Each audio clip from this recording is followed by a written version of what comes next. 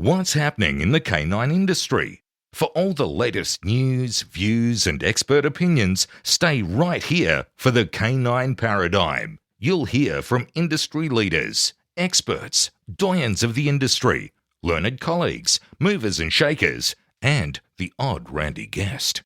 Get the latest insights and expert advice from both here and abroad from the people in the know.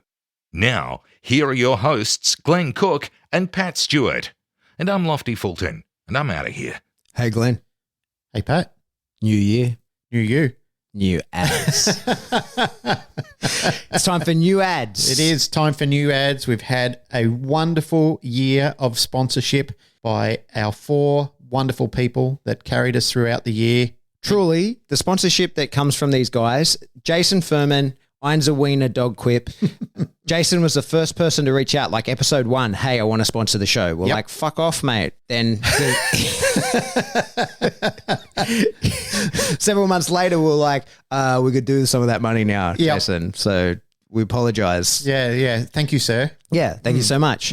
But truly, where I get all my dog-related items is Ein Zoie Dog Quip. And amazing hoodies. Yeah. No, I do have a really good hoodie from Jason. Yeah, I've got a great hoodie from Jason as well. But I continue to get all my stuff. When I need dog training gear, Jason's my first point of call. Yep. I just bought a meal off him again. Another meal? Yeah, for my sister. Yep. I'm going to do some little meal content. He is incredibly generous and very supportive to the industry. He is. And doing amazing work on his weight loss as well. So go, Jason. His problem, though, is doesn't ship to the US. What an absolute turd burglar. Step in. Mackler Point. Mackler Point. Oh, are you talking Mark with a C? Carkler Point? Canine Dynamics. Yes. He's in Canada, Yep. but he does service the whole world, but just stay out of Jason territory, fucking Mackler Point. Ooh, North America. Who do you reckon would win between them? Mark's a cop. He has a gun. Yep. Jason has guns. I don't know. It'd be an interesting battle if we can organise it. Let's do an MMA match between Carkler Point and Furman. Not really. Love them both. So if you're in North America and you want some dog gear, Yep. Canine Dynamics, that's a place to get it. Yes, absolutely. Great range, really good website, very intuitive. It makes life so easy to order product. Yep. You know who else has been supporting the show for a long, long time? That would have to be the lady herself from Ashland, Virginia. Melanie the Benware. train town. Yes, Melanie Benware. Yep. She does these little home school things. Yeah. And I think the reason that our listeners should be getting in contact with her is because they know someone in Ashland, Virginia that needs their dog homeschooled, or they want to learn about that kind of program themselves, and they, as a trainer, could book a session to get some time with Melanie Benware. And she's been busier than ever, which is great. Yep. Hopefully she's got some transactions from the Canine Paradigm. Yes, hopefully. You know where you could get a killer Dutch Shepherd or German Shepherd? That would have to be the wonderful people, Patrick and Alicia Lockett from House Amberg. One and the same. Yep. That's them. If I were in Europe, and Europe's the place to get the dogs. Yep. If I were in Germany, that's where I'd go. But the good news is you don't have to be in Germany. They can ship all over the world. All over the world. You want yourself a sweet-ass Dutchie? Yep. Talk to them. Or a German Shepherd. I don't know why you'd want a German Shepherd, but if you do, Ouch. Ouch. the best ones around will come from them. That's a sponsor killer in itself. No, really, those guys have supported the show for a long time. Jason from the start, Mark, Mel, and Patrick and Alicia at House Amberg Shepherds. We really appreciate you guys supporting the show. And good quality people as well. Good quality products. Moving forward on that, we only take those sponsorships from those guys because we know them, we trust them, we believe in them. Yep. Going forward into 2022, we know that some of you fucking fast forward these ads. Oof. Not everybody listens to the ads. Absolute disgusting. So we're thinking, nothing's set in stone, but we're thinking about changing the structure of the ads at the front to give our sponsors better value and maybe just reading one each time and then bringing more people into the rotation if that's something people are interested in doing. Yes. So stand by for information on that. So if you do want to be a 2022 sponsor and you're happy to continue with us, let us know. We'll be canvassing that shortly. But for those of you who have been supporting us, just like our wonderful listeners, we just want to thank you very, very much. Really appreciate everything you've contributed. All right. We love you. We do. Bye. Goodbye.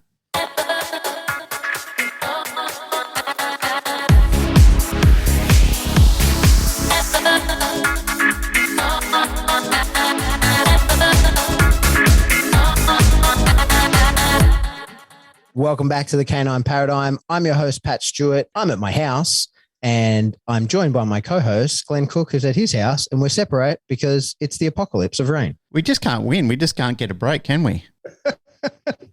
So it's been raining nonstop in Australia for, 2 weeks now? Flooding everywhere, and it's a disaster and a shit show, but life goes on. It is an absolute shit show. It's been very unfair that there's a lot of communities which are really copping it hard. I mean, Jason Furman's been showing videos of him being cut off from being able to get to work, being able to buy supplies, being able to send his mail out for his Ainswick products and so forth. Even my mate Josh Blau, who lives up near Lismore, around that area, Mullumbimby, I think he lives near.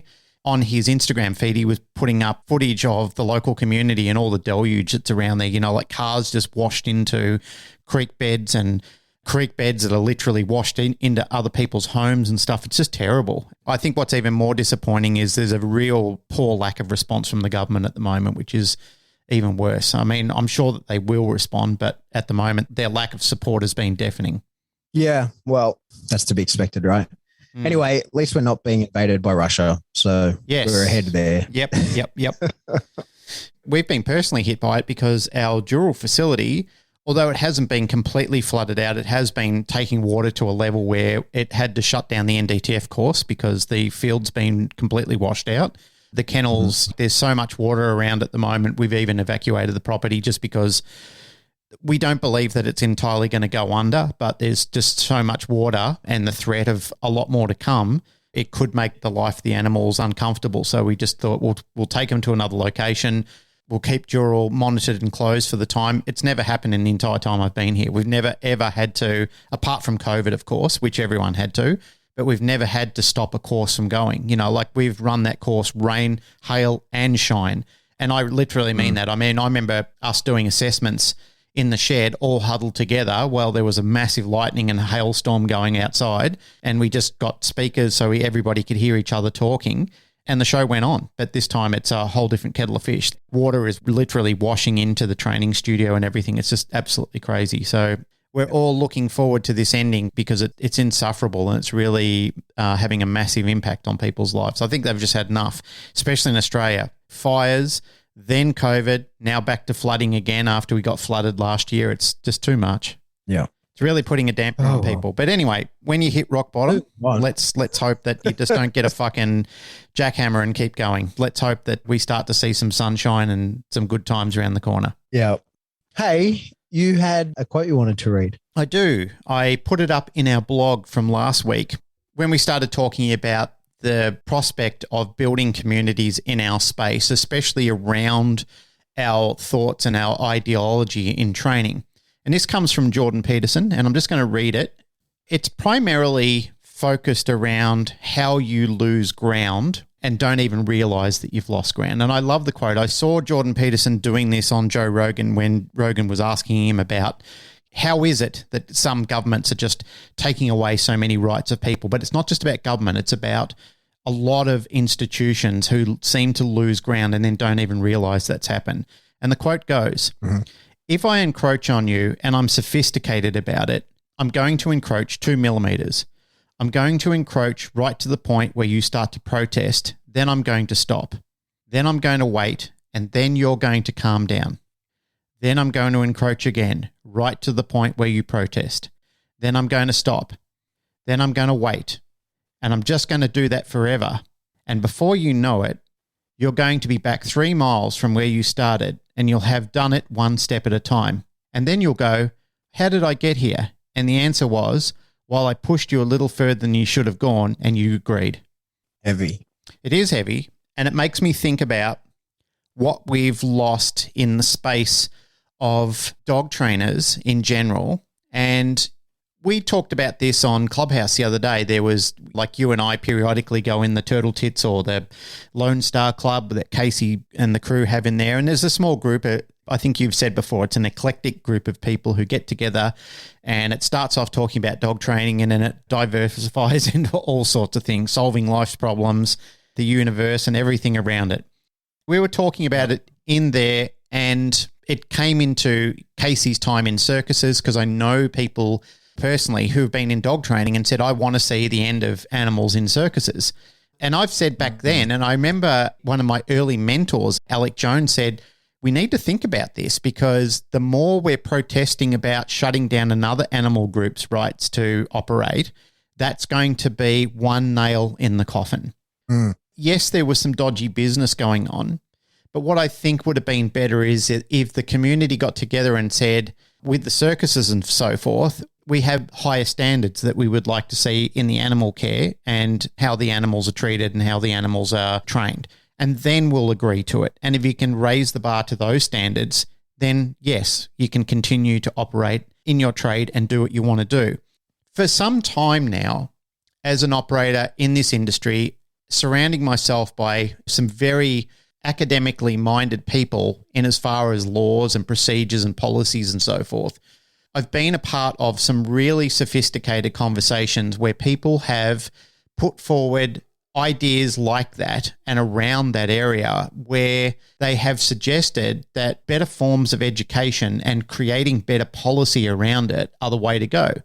And that really is the best way for all of this to proceed. It's about sitting down and creating a think tank with all the stakeholders and saying there are a lot of people who don't like it or feel uncomfortable or really don't know much about it. Let's change that and let's educate everybody.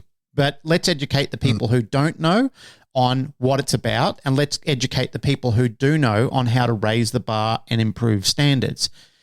You and I have talked about this on this show multitudes of times. It's been a conversation that we've had on an ongoing basis, and I really believe that that's the best way to do it.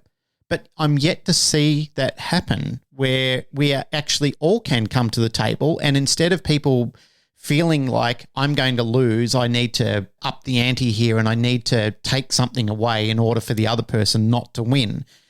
I don't understand why as human beings that we can't cooperate better together, because the fear for me, as we said on the last show, and I don't want to make it all about what we spoke on the last show because we did a good job. I think we did a reasonable job of speaking about it.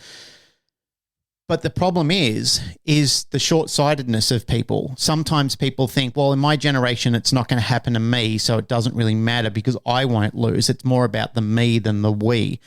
What I'm concerned about is they don't see the acceleration in that sometimes, and they don't see that it accelerated faster than they believe. And all of a sudden, the rights and the freedoms that were afforded to them are now under threat. And the very people that they were hoping would come to back them won't do it because they don't trust them anymore. They've lost confidence in them. I don't want to see that. I don't want to see our communities, even the communities that I'm not involved in, I don't want to see us losing so much ground all the time and then not being awakened to the problem that we're all pawns in a power game of a higher entity, such as the group PETA. We've discussed Ingrid Newkirk's mandates. Hopefully the people, the board that runs PETA have had some time to think about that and modify those thoughts. But they really do sit on a belief system that domestication of pets and so forth are really not in the best interest of pets at all and to remove them entirely. So the people who are saying we want this style of training, we want that style of training, we want to see this done with dogs, we want to have these breeds, they don't realize it's all under threat.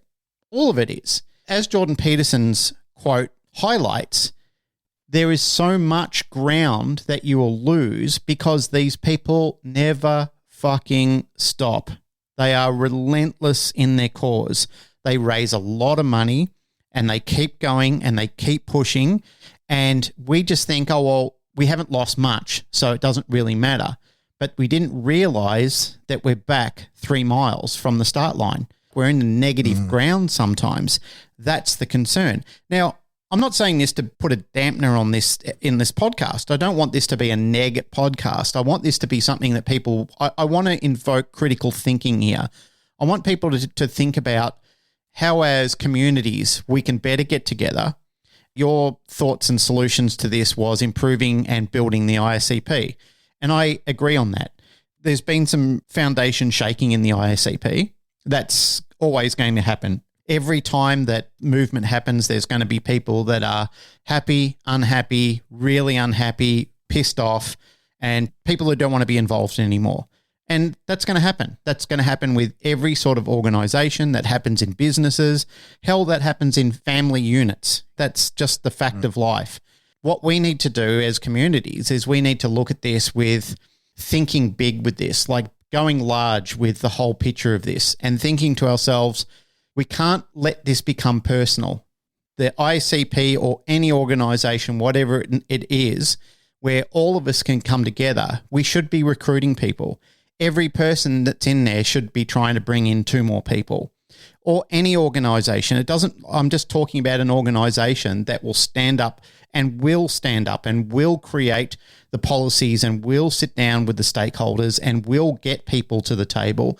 That's what we need to be thinking about. We need to be thinking clearly and we need to be thinking big and long-term about this. Otherwise, we're all fucked.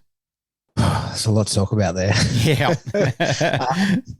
Did you ever watch that show 24? Did you ever watch that? You know, Jack Bauer? Yeah, Kiefer Sutherland, yep. I used to love that show.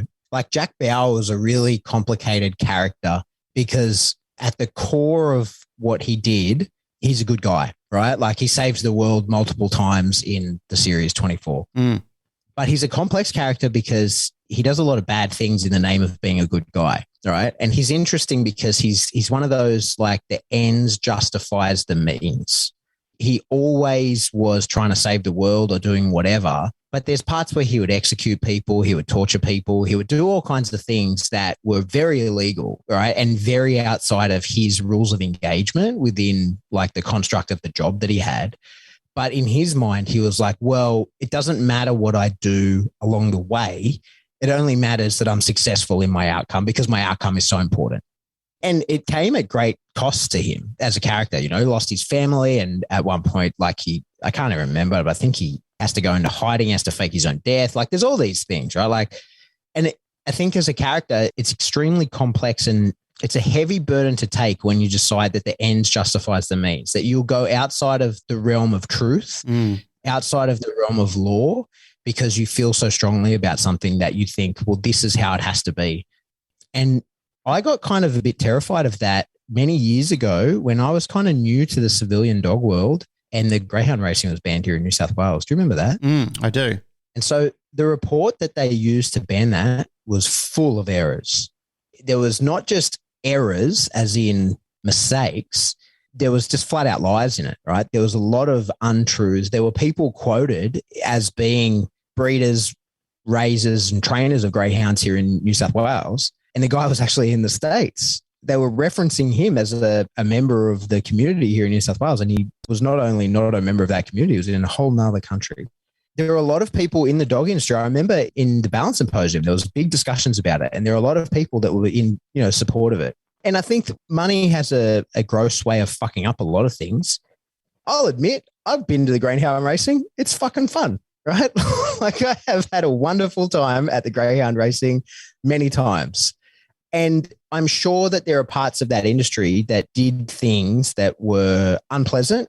And I'm sure that there probably was enough data, real data, to support reform. And in the end, for people like listening that are outside of New South Wales, that is what ended up happening. They didn't end up banning it, but there was significant reform because cooler heads prevailed. But I think the reason that cooler heads prevailed was because they realized the cost of it, right? Like the gambling cost. And I think also that the horse racing industry probably did exactly what you're talking about there. And the horse racing industry, to an extent, lent some money to the greyhound racing industry because they knew this is step one and we're step two, right? And there's far less money in greyhounds than there is in horses. And they realized, hey, we should probably make sure that doesn't get banned so that our heads aren't on the chopping block next. But I remember having this conversation with some people about, hey, the report's inaccurate. The report is really inaccurate. Their findings are not accurate. People were happy that the ends justified the means, right? They were happy that people had decided, industry people had decided that they didn't like greyhound racing. They didn't like the way it was done. And for the most part, those people worked in rescue and dealt with greyhounds, right? And saw the aftermath of unwanted dogs that are being bred. And that gross term that's accurate, but gross, that wastage. Remember they referred to a lot of the greyhounds as wastage, right? It's gross to say of dogs. And then there was mass graves that were found, and at the banning that it turned out that had unforeseen events where a lot of people just were like, oh, well, I'll just kill all my greyhounds, right? Because I can't afford to. I think when people think of greyhound racing, they think of the big races and they forget that there's all these much smaller regional races where there isn't a lot of money involved, right? And people are just kind of doing it more as a hobby and a bit of a passion and not really making a lot of money from it, or any money really. And when you can no longer do it, you've got this greyhound that costs, this fleet of dogs that cost you money. They had to go. Anyway, so I think it became really scary for me. And I ended up saying in a comment one day online, I said to someone, hey, in a few years, when I say, remember how we got fucked over badly in the dog industry and legislation was written based on incorrect data, you're going to have to ask me whether I'm talking about greyhound racing or BSL, because it's the same thing, right? So I think it's very scary when people jump onto the bandwagon of the ends justifying the means. We could look at greyhound racing and say, hey, things have to change there. And some people wanted it banned. We could look at the data and go, this is inaccurate and incomplete data. And to many people, they were like, yeah, but I still want greyhound racing banned. Based on the truth of what I know, I'm going to turn a blind eye to that incomplete and incorrect data that's within that report that is leading to the banning. And I think that's the really scary thing, is when you allow it to happen in one spot where it supports your cause, that's what you want to happen. Then when you see it happening somewhere else, then you're like, hey, stop. This is incorrect and incomplete data. But it's too late. You already supported that same action when it was something that you followed. And now that they're coming for you, you want the data to be correct. So that's what gets really scary for me. And I think that's one of the problems that we have in our industry, is that we're all motivated. We all have our own feelings about certain things, right? Like we want certain parts of the industry to flourish, and we would prefer that other parts of the industry sort of atrophy and die. And probably everybody has a bias, like they sit on a spectrum of that somewhere, and we all have different things that we're into and different things that we don't care about. But I think that we all have to really hold ourselves accountable to the accurate data in the making of the decisions of these things, and the reference to experts in the presentation of that data. And, that data being accurate and not emotional. I think that's something that as an industry, we really need to focus on and hold each other and hold ourselves to account and look at things, when something happens, even if it's what you wanted to happen, make sure that it's happening for truthful and accurate reasons, and even go into bat for the opposite of what you want, because the process was not what you would want. It's not the process that you would want if it were your issue that you really cared about. I think that's kind of the crux of it.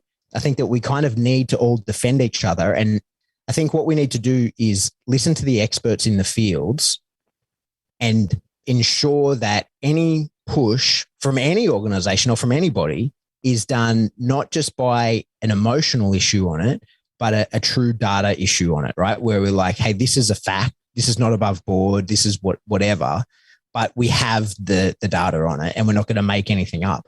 And I think that's kind of an indicator for people if what you want to happen is only going to happen with falsified data, then what you want to happen probably doesn't need to happen, right? And I think that's that point of reflection where you need to look in and say, I'm issue motivated here. I'm pushing for something because it feels important to me, and I have my personal reasons, but those personal reasons probably aren't enough to radically alter the course of the industry, because it might seem like a little thing to you and your issue, but it gives cause to the notion that it's okay to use false data to change the way that we do things. And I think that is exactly the path that we're on with many things at the moment, I think. And we spoke about it last week. It's still a hot topic. I hear it a lot. I see a lot of posts about it. I see a lot about the issue of that e-collar study, where the idea was one set of dogs were being trained positive only, and the other set were being trained with punishment. And it turned out that the dogs that were meant to be being trained positive only were actually wearing halties and being dragged around by the face, like clearly having an aversive experience during the training that was meant to be positive only. That study was used. That's the data that was used to ban e-collars, and it doesn't hold up. Now, you might want e-collars banned, and you might have your own personal reasons for that, but you need to present real accountable evidence. You can't falsify it if it's what's going to cause such a radical shift within our industry. I think I even mentioned this last week, but that's why I appreciate Friendly Geordies on YouTube. For that very reason, is that when a lot of these agencies and especially high-ranking government officials will start to use studies for their political advantage, they primarily get on there and say, hang on a minute, here is a fucking paper trail from your offices contradicting yourself at least 30 times. And they literally hold these people to account and they burn them at the stake because the people that are running the organisation, Friendly Geordies, they don't care. They can't be stopped. And some people look at it and go, oh, he's a petulant child just going on a revenge-based rant against the Liberal Party. But if you look at a lot of their reporting, he's primarily focusing on any government agency or individual that are using studies or trying to do something dodgy and get away with it on false pretenses. The reason I like that, or the reason I admire that, is because we need a lot more of that in this industry. When I watch and when I've been privy to the workings of the Watchdog Committee with IACP, that needs more funding and that needs more members to help out, because primarily what we need to do is we need to be able to hold people to account and say, your study is falsified and incorrect, and here is the evidence to support it. And if you proceed with anything further than this, we are going to literally put it out to all the masses, to everybody. We'll put it on YouTube. We'll put it everywhere. You won't be able to open your cereal packet without it leaping out and being in front of your face. It'll be everywhere, and you will be the person responsible for it because you're endorsing this fictional study. That's what needs to happen. And the reason these studies keep going on is because there's not enough people putting their hand up to do the work. And that's what we need more of in more organisations. You and I were talking about, before we turned the microphones on, our frustrations within just clubs, like club frustration in not being able to facilitate the clubs the way you need it to do, to not be able to get people to follow through with the practice or the routines that they're supposed to do. And there's a long, steeped history of that. Like, a lot of clubs feel that frustration. And that's because people find it difficult to be motivated to do some of these things sometimes. Let's talk about Friendly Geordies for argument's sake. There's not a lot of people who'd be willing to do that. A, they'd be way too afraid to do it. And B, people just think, why would I be fucked? What's in it for me to sit there and study all the documentation of all these politicians? Like, really, what's in it for me? There's not riches or anything. I'm not really going to be immortalized in the hallmarks of legends. I'm literally going to be scarred forever as a cur dog for bringing people undone. But when you look at the comments, there's a lot of people who actually really, really appreciate that finally there is some honesty and people are being educated by what's really going on. Because what we do see in a lot of those examples, there's just nobody to oppose them. There's no real opposition taking place. Let's jump back onto the government for argument's sake. Any government. Let's not talk about just our government. Let's talk about governments in general. Like, when they have a press release or any sort of discussion, they handpick the people who come to their press release. Like, there's not really anybody who's there to oppose what they're saying. They've got people that they know who are going to turn up and ask them all the right questions, so they're not made to feel uncomfortable, and therefore they don't have to be painted in a bad picture, and it costs them their job ultimately. Those people are all cherry-picked. It's no wonder that people remain largely uneducated about what's going on, because they're working with a cherry-picked audience that is there to support the person who is delivering the information. And that's why we're severely lacking with what we actually get out to the general public. That's why still to this day, which bewilders me with the power of the internet and the reach that it has since I became a dog trainer, is there's still people so largely uneducated that when you open up some of these forums, they're asking questions that people would ask in groups 30 years ago, and yet there is a swag of information out there, an absolute swag of information. But you need to be motivated to go and find it. You need to get off your ass and go and look for it, because really there are very few iconic people who have got up and said, fuck it, I'm going to be the one. I'm going to light these on fire and throw caution to the wind, because really, if I don't do it, nobody else will. I've had quite a few emails, text messages over the last few weeks of people asking that we do an episode on motivation and people who are struggling with motivation, not people who have in the past. So like not new people to the industry, people who have been around a while and struggle with motivation. I sort of have said to them all, yep, it's something we can definitely work on.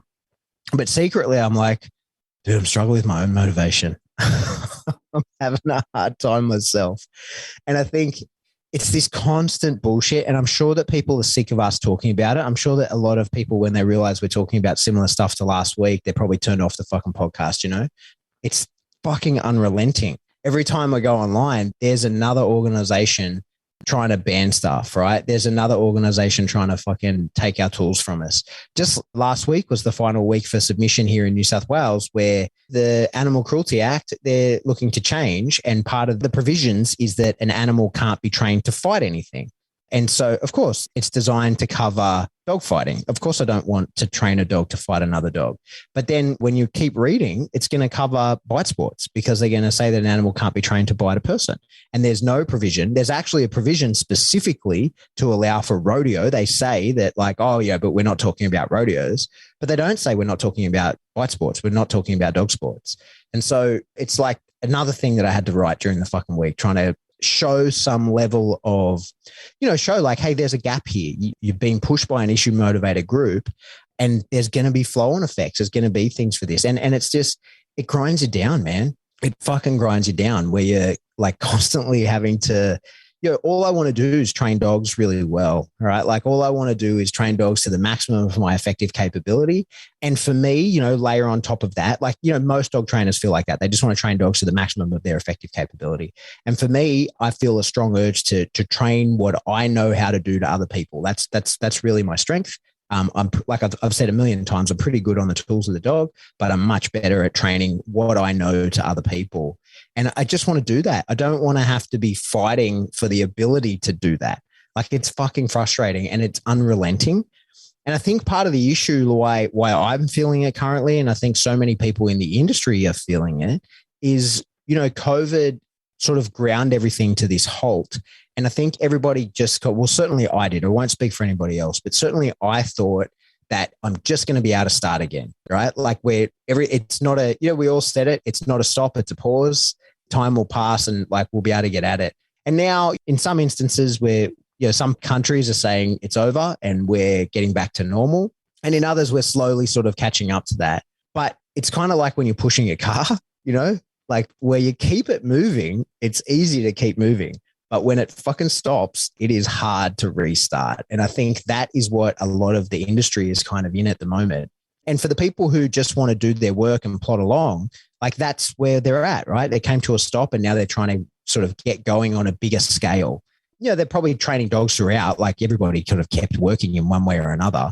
But getting it going to like talking to people, engaging with people meaningfully, being able to develop, going to in-person events, that kind of stuff, like that's fucking hard to get going again. And I think certainly that's been a big struggle for me. And, as we were just discussing before, as well, we're talking about the club, is that it's been a massive struggle here in Australia to get PSA going, right? Like it's been a really big struggle. I started with PSA because a guy contacted me. I was kind of vaguely aware of PSA, but a guy contacted me and wanted me to train his dog and to title it in PSA. He fell off the scene, but that's when I looked into it and was like, holy shit, this game's awesome. Like I want to do this. What has been so frustrating about it is the opposition that came up for it from the fucking dog sport community. And we've been through this a million times. We've explained it on the podcast and we've explained that essentially some of the relics who are still at the head of a lot of the dog sport communities in Australia have made it nearly impossible for me to grow PSA. And what's annoying is that I speak to people in the community and they tell me what PSA is. Just the other day, someone's telling me about what PSA is and are grossly inaccurate. And I'm like, I don't know how much more I can fucking do to try and convince people of what's involved in this, because the rumor gets spread around through the IGP community here in Australia and others that it's just uncontrolled bite work. And it's like, actually, there's nothing further from the truth. Like it is more control than it is bite work. And people tell it to me, a person they know is doing it, they tell it to me as a fact, right? Like, no, that's just uncontrolled bite work. what's amazing about that is that tells me that they really believe it, because they're not, in their head, they're not lying. They're telling that to me as though it's a fact, right? Because they know I'm part of it. They're not trying to convince me that it's uncontrolled bite work. But the thing is, they have been convinced. And that's one of the things, like when I talk about the ends justifying the means, like part of the issue that we have, it's not just, I think I'm sure that people are probably framing what we're saying as being like tool bans and that kind of stuff. It's not at all. It's everybody across everything in the dog world. Like I just want to see more cohesion. And I know that pointing the finger at people and asking for cohesion is ironic, but I just don't know how else to fucking do it, right? Because what I think people don't understand is, take that for example, where a lot of people are saying that PSA is uncontrolled bite work. Bite sports is on the chopping block in Australia, right? We've already lost it in Melbourne. In Victoria, it's gone. And that's going to creep around the rest of the country. That's going to happen over the next 10 to 20 years, probably at the most, right? And so one of the things that drives me insane is when people say, oh, well, it's the ends justifies the means. I know that to be bullshit, that PSA is uncontrolled bite work, but I'm going to tell people anyway, because that's going to get a competitor to my game, or to people who would breed dogs, that want to do that sport instead of my sport, whatever. I want that sport gone. And it's like, but you're overlooking the truth to try and achieve your end state. And I think that the risk of that is that the truth will come out and that will expose everybody. So, and this has happened when people contact me and say, like government people, fortunately, it hasn't been the people who make the decisions yet, but I'm sure the day's coming where they contact me and they say, hey, we hear you're someone to talk to about bite sports in Australia. What can you tell us? I say, come out and you can see my dog. When I get my dog out of the car, who's totally neutral to decoys, right, can work around them, and I can put people in the suit and I can safely bite. And because I've prepared him for this and he is truly a sport dog, I can say to people, like, put your hand over your left shoulder there where he would bite you, and he won't bite you. He'll go lower. He won't bite your fucking hand, because I've trained him to be a sport dog. Like, we've put so much work into that to keep him safe, to do that kind of thing. And what's going to happen is they're going to go, that is not uncontrolled bite work. That is extremely controlled bite work, right? And the problem then is, then they're going to look back at the people who are saying that that's uncontrolled bite work and find uncontrolled bite work, right? So like this cohesion point, I don't want to have to be fighting all the time. I want people to just have to be honest with each other, and let's stop trying to fuck each other over in any way, shape or form. Like, let's support each other in every way that we possibly can, because I'm getting sick of fucking fighting it. I truly am getting sick of fighting everyone within the dog world. I'm sick of having to defend everything that I do to people who should know better. And I get explaining what I do. I'm absolutely on board. And that's my strength. I fucking educate people. That's what I do. I want to do that, but it's getting harder and harder to even get the opportunity to do that because people are blocking it out, right? People are just saying, no, like, I don't want to hear it. I've made up my mind and I don't care about the truth. I have decided that's how I feel. And that's what we're seeing from, your ability to train a pet dog, with a leash and collar of any kind, all the way up to competitive bite sports and the cool things you can do with your dog, is people just who are decided, this is how I feel about this because of my own motivations. And I'm not interested in hearing any of your data or accurate points that are contrary to my feelings. Wow. Very powerful. Some very powerful emotions there, Mr. Patrick Stuart. Yeah. Mate, it's just been an interesting week. Well, it's not just been an interesting week. It's been a hard 2+ years. Like we said at the start, the preamble at the start, it's 2+ years of having to deal with this sort of shit. Because of that, I think people are half going mad with their attraction to sitting online and not really getting involved in the pragmatic side. But there's a lot of theory that's been going around. To give you an example of that, like somebody approached me the other day and said, what are your thoughts? And I found this hard to answer. I actually did find this hard to answer, but they said, what are your thoughts when there's a highly competent person in the bite sports world that has gone online and pretty much put out posts that say, unless you're at my standard, you're not really anything in the dog world, but I've got a course that's online, and if you do this course, then you can get up to that standard. And they said, how does that make you feel? I said, look, I've got to be honest, I don't know how to feel about that. Those sort of things surprise me when people do things like that. Like, yes, I'm all about raising the bar and raising standards. I think that is definitely what we want to do. And I said, but I think sometimes it comes down to a very poorly communicated way of doing that. And I've seen evidence of that throughout these last couple of years, where I think the message was supposed to come out a lot better than what it was, but it doesn't represent that way. And it once again starts dividing communities, and people have strong feelings about it on whether they want to proceed or be involved with these type of people anymore, or anybody. Sometimes they just go, fuck it, you're all a bunch of lunatics. I don't want to be in this industry if that's how it's represented. That's terrible. That's a sin when that sort of thing happens to our community. And it reminds me, during the week, one of our listeners, a guy called Nick, messaged me and he goes, have you seen the show on Netflix, I think, Vikings Valhalla? And it comes off the original Viking series with Ragnar Lothbrok's exploits. And it's like 100 years in the future. And there's a spoiler alert. So if you want to watch the show and you don't want to hear me talk about it, then fast forward to the next 5 minutes. However, what happens in the show is the then King of England, even in the first opening scenes, he lures the Danes who have all collaborated and worked alongside and served England as their studies, their bodyguards, their defenders, and they form their own community. So the king invites all the noblemen and all the heads of the community to a feast. And while he does that, he's got an extermination crew that surrounds the village and literally murders everybody. Like they literally exterminate every single Dane because they're feeling the threat of the Danes in the community. Like the Red Wedding. Yes, exactly like that. This obviously sends massive ripples back to the Norwegian, Danish, Greenlandish communities who are all part of that Viking sort of community back then, and they are just absolutely outraged that this has happened in England. So they set off on a quest of revenge. Under the King of Finland at the time, King Canute, they all collaborate and they all sail off to the shores of England to seek their revenge. And because their army is quite large and they're intelligent and they are using some pretty unique strategies, and the former king has passed away and his young, ambitious but blindly arrogant son has tried to take over, and, you know, one thing leads to another and they face a massive defeat at the hands of the Viking army. Once they achieve this, they sort of fragment into their groups, and you can just see the downfall of all of them because they just go about fucking each other over.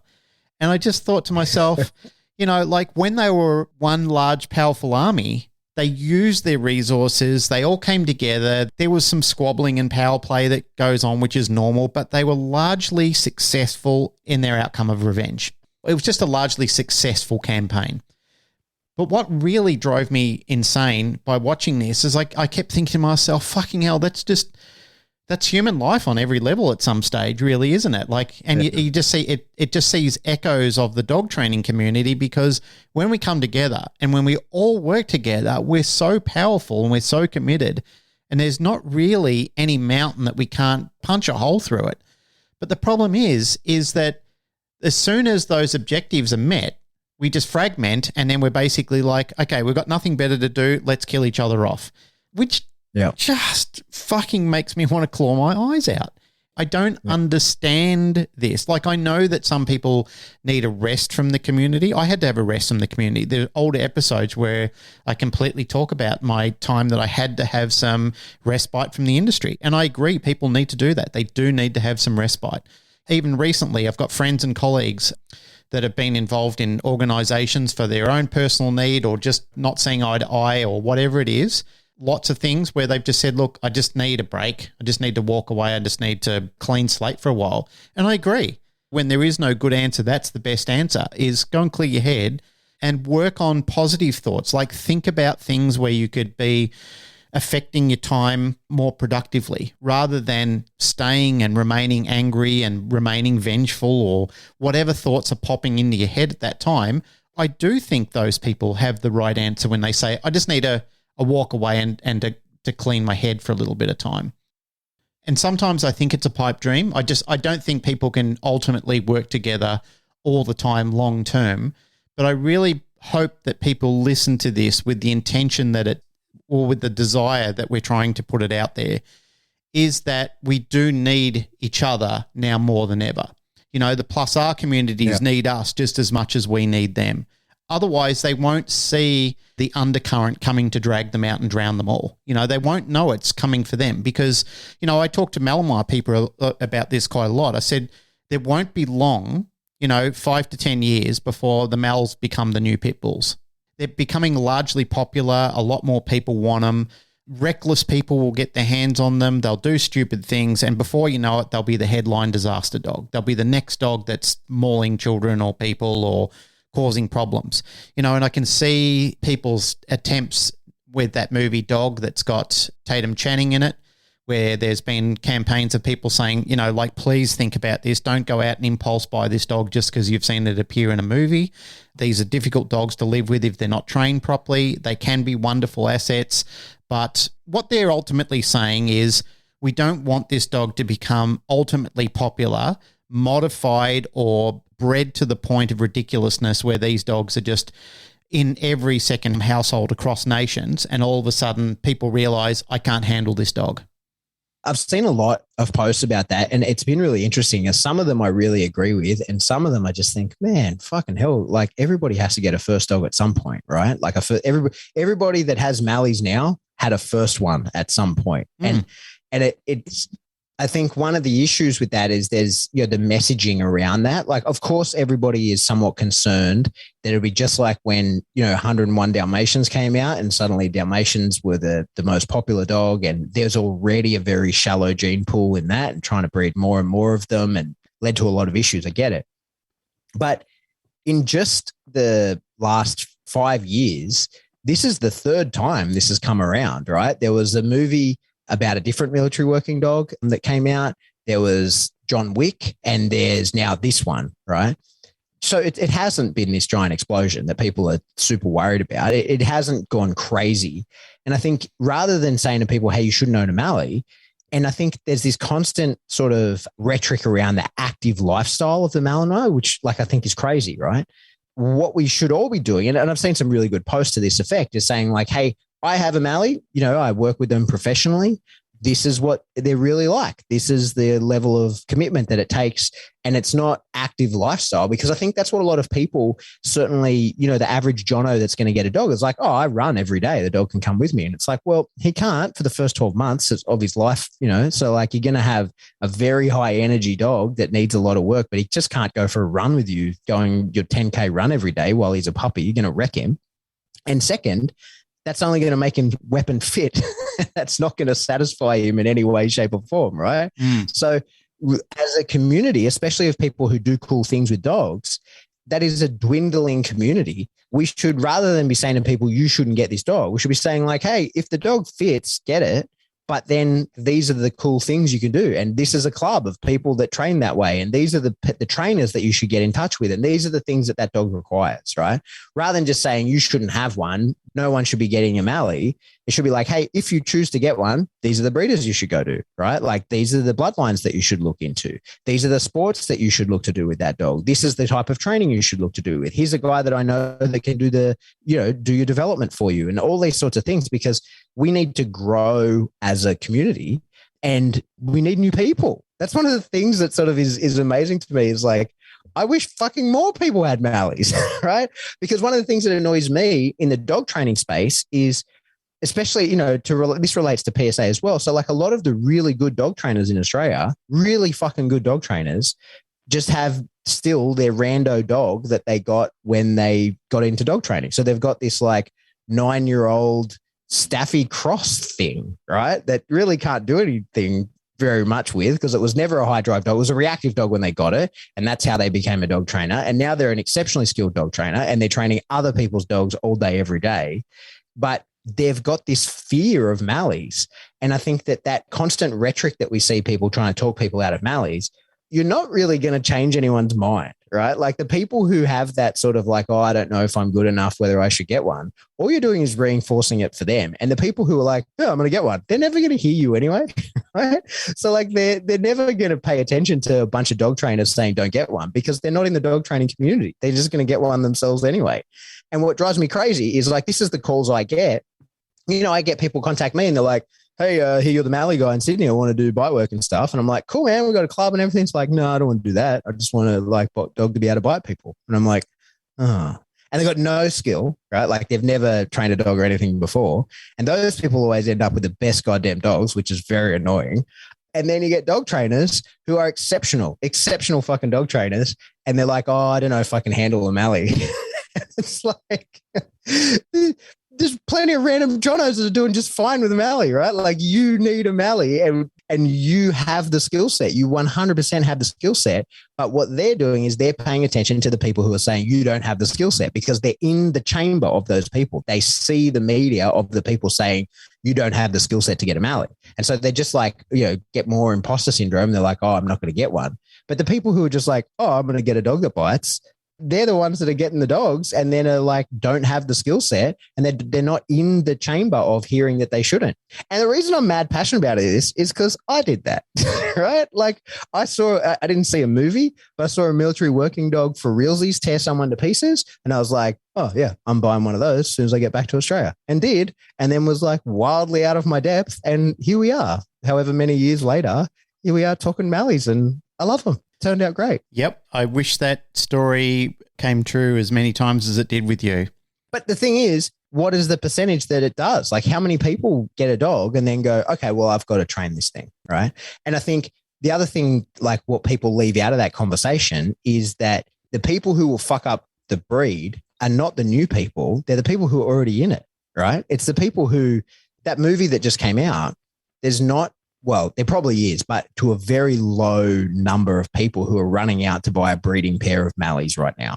The people that are going to see that movie and decide, oh, I want to get one of those, they're going to be buying one from somebody who's already in the industry right now. And that's who we should be holding to account, right? Like that's who we should be putting their balls to the fire and saying like, hey, don't breed shit dogs for the money. And don't sell these dogs to people who have no business owning them. And in fact, if you get someone that's really motivated, but doesn't have the background that you're happy for, send them in the right direction of getting that background. Like show them how to get educated, show them how to come into this space. Because like I say, like we're dwindling numbers, man. Like people who are interested in doing cool stuff with dogs, we're getting rarer and rarer and harder to find. What you just said then, I totally agree with. I think that there is a lot of scope for that because responsible breeding doesn't end with just having a good pair of dogs that are sound and desirable for the work or the type that you're breeding for. It also should have a ripple effect onwards that when people are coming to buy a dog from you, you have a sound screening process in place. And I remember when I was breeding Rottweilers, there were times where I'd have pretty strong worded arguments with people. And at the end of it, I'd say, well, it's for this reason, you're not the right person to take this puppy. I remember one couple, the guy sort of stood up and did a little chest puff out at me. And I said, do you think this is helping your cause? And he looked at me and I said, I know just about every breeder at the moment in the Rottweiler community. The minute you walk out the door, because of the way you spoke to me and my wife, there's no fucking way anybody that I know in the reputable Rottweiler breeding community will now sell you a dog.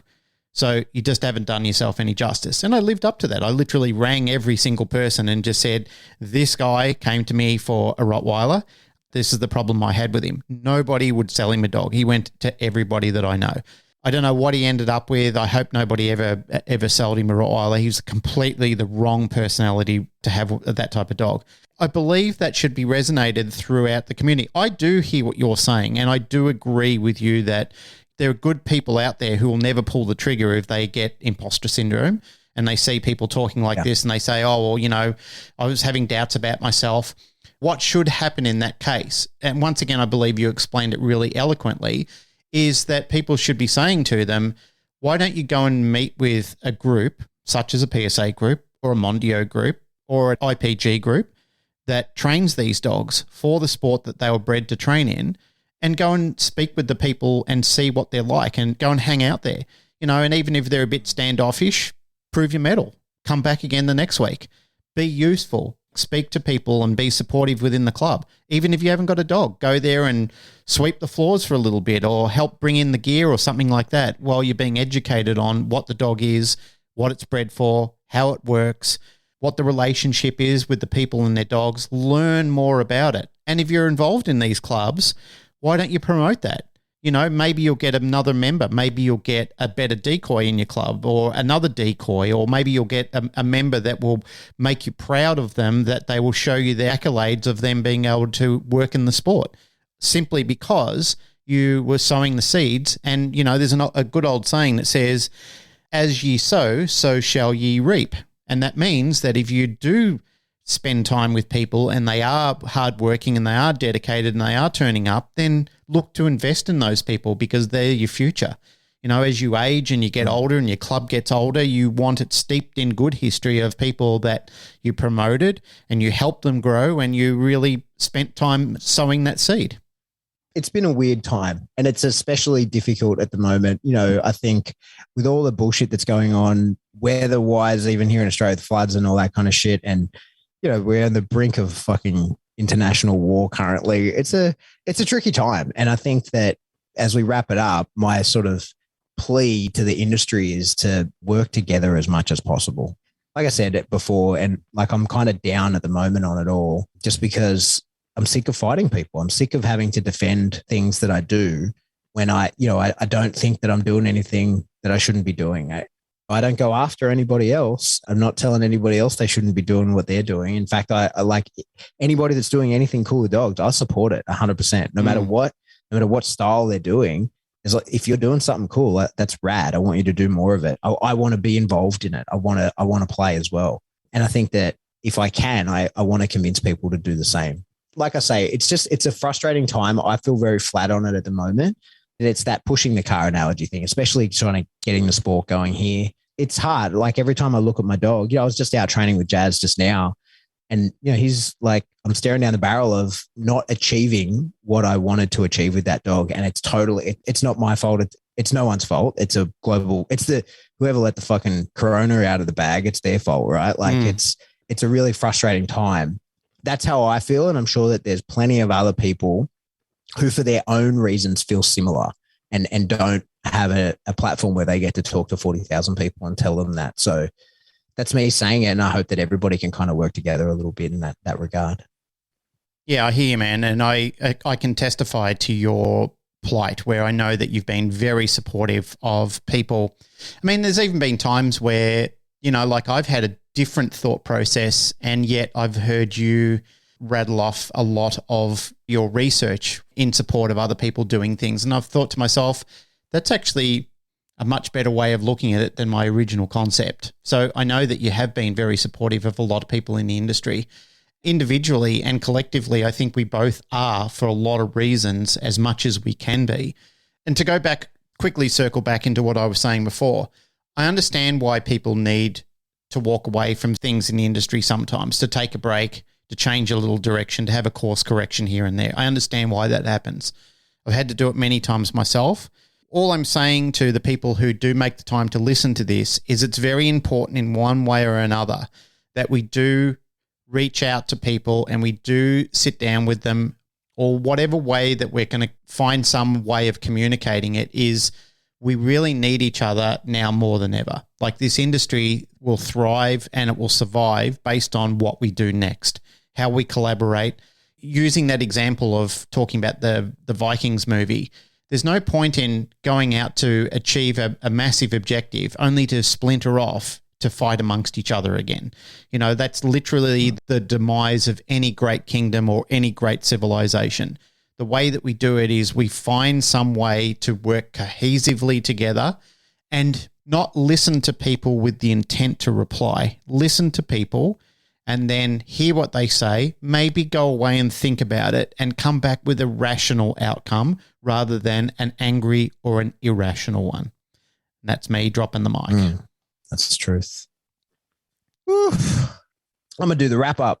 Hey, what a rough episode. If you're still here, if you made it this far, next episode, if we haven't been able to organize a guest, we need to sort of go through the list and see if we can get some of the people that we've been trying to organize, get some timings going. But if it's not that, what I want to do is like a Q&A style episode, because I think that's how we can bring ourselves back to dog training and really get into, providing value rather than sort of whinging at the industry like we have just been for a couple of episodes now. I want to get back to providing as much value as we possibly can. And I think the best way to kickstart that is like a asking questions episode. I really enjoy those episodes, where we get people to ask on Facebook and we can answer questions and bullshit our way through that. So that's always fun. So if you've made it this far, the day that this comes out, I'll put a post into the discussion group and jump in there and, in the comments against that, ask your questions and we'll do that on the next episode. It'd be fun in the vein of that is rather than just ask them in the forum and have them there, like what we could do is they could ask them in the forum,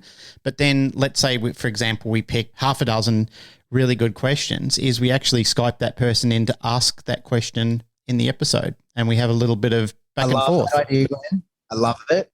I love that idea, but I think the logistics, because we've talked about this in the past, and then when we tried to organize it, the logistics of it was a shit show. Trying to organize the time to have people on. Remember, we tried to do like a group discussion one about the fur baby.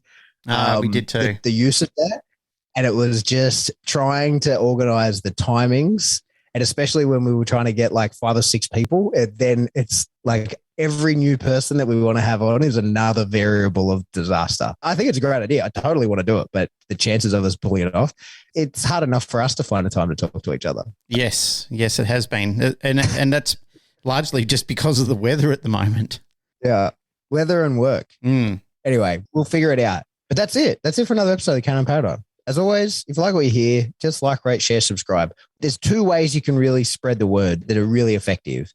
The first is to just yell as loud as you can in a busy place.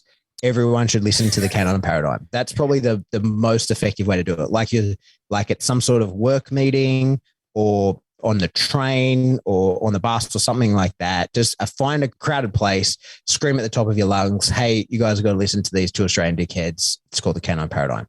Another way to do that too is you could just find an influencer in the industry and go and stick one of our stickers all over their car. Yeah, that'd go down well. Yeah. Another way, if you don't want to build yourself a little soapbox, stand on it and just start screaming, another way would be when you're listening to the show, especially if there's a part of it you like, you could just screenshot your phone with the podcast thing open and then post it on your social media. Tag us. We'll share it. We'll just help us grow. Help more people get into our OODA loop. Yeah, well, look, listen, we've just talked about apathy in general. And a lot of times, people say, oh, what can I do to help you guys? Like I'm a Patreon, I've been supporting the show. The other way you could do that, as you mentioned before, Pat, is that you can get onto all of the forums that support or that you're listening to our show. Like if you're on Spotify, please rate and review us. Like actually get on there and type it out. It doesn't take long. I know it's a bit of a pain in the ass, but really it doesn't take long, but it has a real ripple effect on our show. It helps the algorithm, Spotify, in the back end of their programming. They reward you the more people are, like the algorithm will actually signal back to Spotify, hey, they've got a lot of people that listen to the show and rate them. We should promote their podcast a little bit more. So we start showing up in better places. I was listening to another dog training podcast recently, and then because I was listening to that, my podcast app was recommending other podcasts. And so I thought, I'm in the car for another couple of hours. I'll listen to one of these. And I listened to an episode. I won't say who it was because I want to get him on the show and I don't want to, if it doesn't work out, I don't want to cause a thing. But it was really good. And it was recommended to me because it had 1 million reviews. That's why it happens. Then the iTunes knows you like dog podcasts. Here's another one that gets reviewed really well. Right. So that's what we want to do for us so that other people see us as recommended. Anyway, that's it. If you want to support the show, do that. But the best way to support us financially is Patreon. There's a lot of people in the Patreon who really, really, truly appreciate you guys more than you could ever possibly know. I'm always working hard trying to come up with content to go into there. The last long form thing that I put a lot of work into, in fact, I on my own dime went to the States to film for it, was the PSA Nationals. And I won't lie, I've hit a wall on trying to put that together. I'm at a bit of an impasse, right? So I can finish it and put it out, but it's not what I want. I want some more stuff. So I'm sort of I'm trying to decide whether I should finish that and put it out or whether I should wait until I can go back and get more of what I wanted to get. But at any rate, I'm still making other stuff to go into there. We still do lives every month. There's heaps of value to be had in there. So if you want to support the show, couple of bucks a month or $3 a month gets you access into there. $10 gets you access to the lives. I'm trying as hard as I can to provide as much value to you guys as possible in there. And that is what keeps the show ticking over. That pays all the bills. That gets us all the equipment that we need. I'm almost sure that the show probably would still be here, but it wouldn't be what it is without Patreon. That's for no way. Sure. No way known would we had the technical prowess and equipment to pull it off without the Patreon help. Yeah. So to those of you who are in the Patreon or have been, thank you very, very, very much. We really, truly appreciate you more than you could possibly know. Another way to support the show is to jump into Teespring and get yourself some cool merch. That's the place to get some T-shirts, some wall tapestries, some underpants, that kind of stuff. Get yourself some cool merch. Represent us. Just quickly circling back to our social media. With Instagram, we're heading up to about 9,000 subscribers. Do you call it right? 9,000 people. Yeah. Followers, so, yeah, we're up 9,000 followers on Instagram. I want to get 10K and above. So if you can, helping recruit people in, like if every one person in there got pulled 2 more people, that would make it a really easy job to get past that 10K marker. And as you know, like Instagram rewards you for being up at the 10K mark. So help us out, guys. If you can spread the word on the gram, get us out there. Like I try and put up some funny memes and some show shorts and everything on there and so forth. But if there's something else you want to see us doing on Instagram, let us know as well. Yep. Great idea. Geez, we're a bunch of beggars this episode, aren't we? Asking people for everything. We're nothing without our fans, to be honest. Like every performing artist around the world, you got to pay back and give back to your fans. But it does not only pay to look after them, but also to sometimes remind them that you need their help. Yeah, we do need everyone's help. All right. And if you want to get in contact with us, best way to do that is jump into the discussion group on Facebook. That's where I'm going to post about the Q&A. So if you're not in there, you won't get a chance to ask Q's and have me A. And if you want to get in touch with us individually, shoot us messages, or if it's for both of us, you could shoot us an email. We are info@thecanineparadigm.com. Goodbye.